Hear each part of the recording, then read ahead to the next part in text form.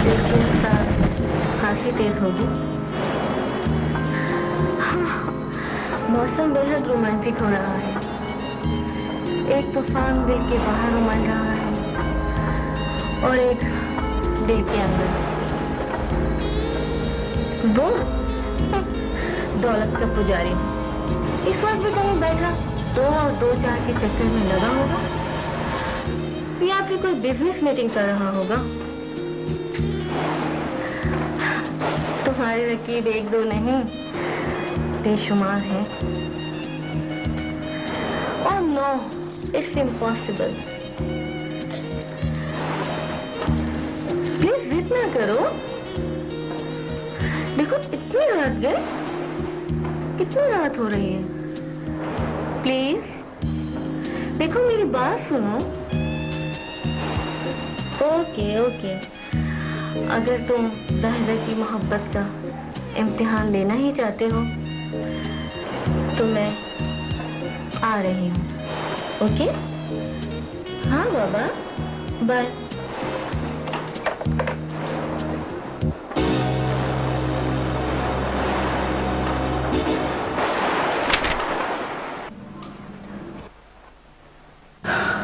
आपका क्या ख्याल है मिस निदा? क्या मिसेस जवाद की मौत सीढ़ियों से गिरकर वाक़ई हुई है? हो सकता है।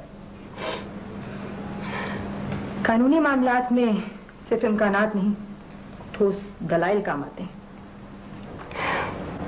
कुछ यकीन से नहीं कह सकती। शहबाज साहब, जिस वक्त ये हादसा हुआ उस वक्त आप कहाँ थे? अपने कमरे में।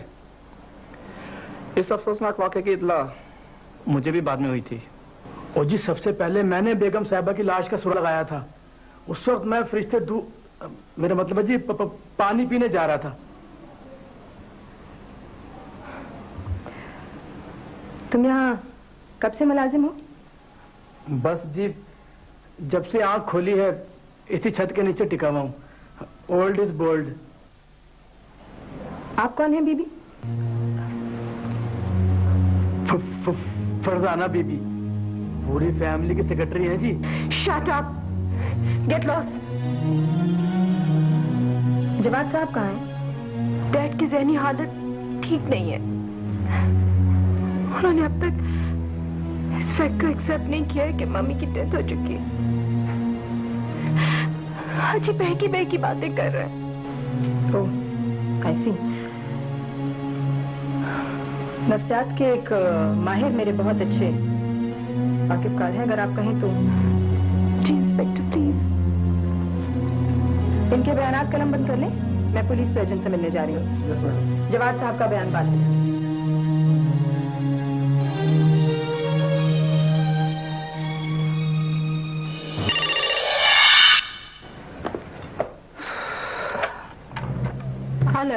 हेलो मिस निदा, नदीम बोल रहा हूँ। मुझे अफसोस है कि आपकी मम्मी। मुझे तुम्हारी हमदर्दी की कोई जरूरत नहीं है। दोस्त वही है जो बुरे वक्त पर काम आए। क्या ख्याल है मेरे बारे में? देखो आइंदा तुम यहाँ पे फोन करने की कोशिश नहीं करना।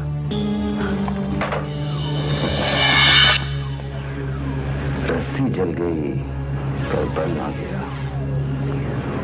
तुम नदीम का शिकार हो। वो शिकार जो फड़फड़ा तो सकता है मगर शिकारी के जाल से नहीं निकल सकता, कभी नहीं। बयानात की रोशनी में तुम किस नतीजे पे पहुंची हो?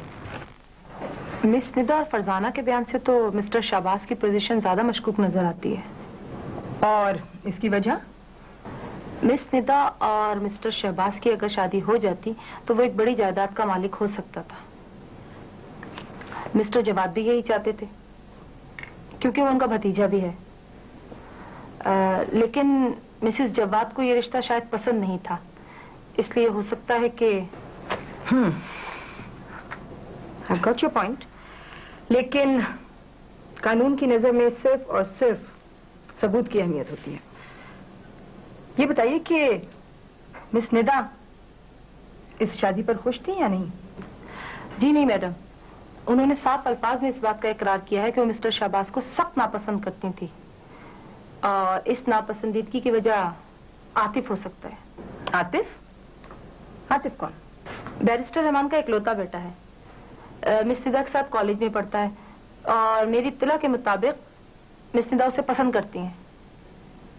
लेकिन क्या? आतिफ एक रंगीन मिजाज स्टूडेंट है, वो लड़कियों से फ्लर्ट करने का आदी है और आजकल मिस निदा और आतिफ के चर्चे कॉलेज में आम हो रहे हैं। आई सी, गोया निदा आतिफ की वजह से शहबाज को नापसंद करती है। जी हाँ, वो लोग अक्सर सी साइड पर इकट्ठे ही देखे जाते हैं। सी साइड? निदा, कुदरत को जो मंजूर था वो तो हो चुका, अब इसका गम मनाने का फायदा? अगर इस तरह चुप चुप और उदास रहोगी तो जिंदगी में हर तरफ सन्नाटा ही सन्नाटा होगा, ना कोई चाशनी, ना कोई चाम, ना कोई थ्रिल, कुछ बाकी नहीं रहेगा। समंदर की इन लहरों को कितनी उम्मीद से ये साहिल की तरफ आती है, लेकिन सर टकरा कर लौट जाती है। हाँ, ये लहरें इंसानों को इस बात का सबक जरूर देती हैं कि एक नाकामी से दिल बर्दाश्त होकर आदमी को अपनी जद्दोजहद तक नहीं कर देनी चाहिए, क्योंकि खुशी और गम तो दुनिया की रीत है। तुम शायद ठीक ही कह रहे होते, लेकिन जख्म के भरने में कुछ वक्त तो लगेगा। यही तो मैं तुम्हें समझाना चाह रहा हूँ कि वक्त की कदर करो, ये एक बार गुजर गया तो वापस लौट कर नहीं आएगा। गुजरे वक्त की कुछ किरचियां इंसान के अंदर भी रह जाती हैं, जो कि उसे पंच करती, उसे डसती हैं। क्या तुम्हें यकीन है कि आंटी का मर्डर शहबाज ने ही किया है? मेरा दिल यही कहता है कि उसी का काम है, और हो सकता है वो डैड को अपने रास्ते से हटाने की खातिर कोई नया जाल बुन रहा हो। तुम कहो तो मैं शहबाज को...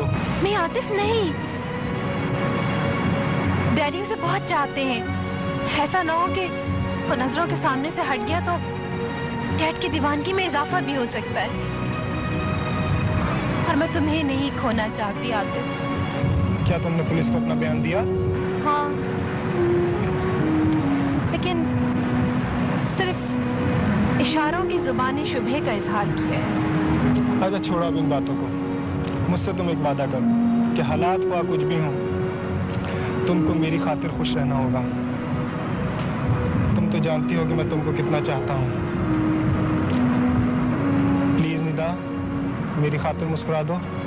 तुम्हारी बातें मेरे जख्म पर मरहम का काम करती है, लेकिन कुछ नहीं। मुझसे वादा करो, हमेशा मुस्कुराती रहोगी। मेरी बात का यकीन करो निदा कि तुम्हारी खातिर मैं सब कुछ कर गुजरूंगा। आओ चलो चलते हैं।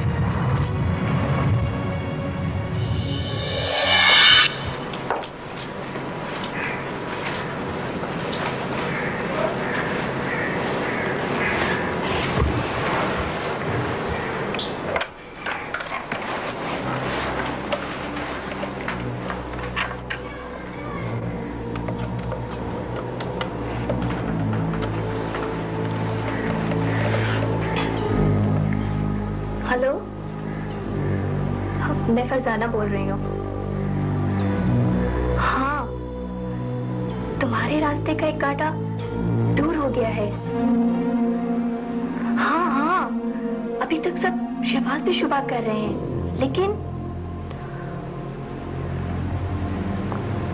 तुम अपना वादा याद रखना, वरना मैं किसी काबिल ना रह जाऊंगी। सच, तुम्हारे खातिर तो मैं अपनी जान भी कुर्बान कर सकती हूँ। तुम्हारी जान से ज्यादा मुझे तुम्हारी जरूरत है। फिक्र ना करो, जब तक सांस तब तक आस। हाँ, मुझे अपना वादा याद है। बस तुम निदा को मेरे रास्ते के लिए हमवार करती रहो। हाँ, सब कुछ प्लानिंग से होगा। निदा से शादी जायदाद का हुसूल, और फिर तलाक। फिर कैश ही कैश होगा और तुम्हारे साथ ऐश ही ऐश। और हाँ, दोबारा यहाँ फोन नहीं करना। हो सके तो मिलने की कोशिश करो।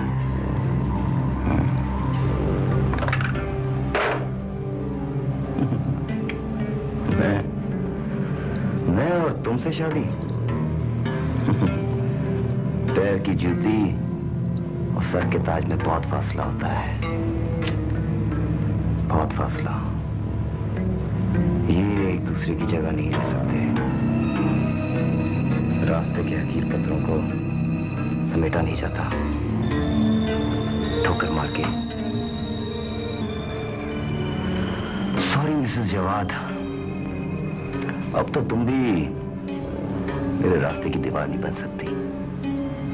और वो बुड्ढा, क्या नाम है उसका? हाँ, सेठ जवाद,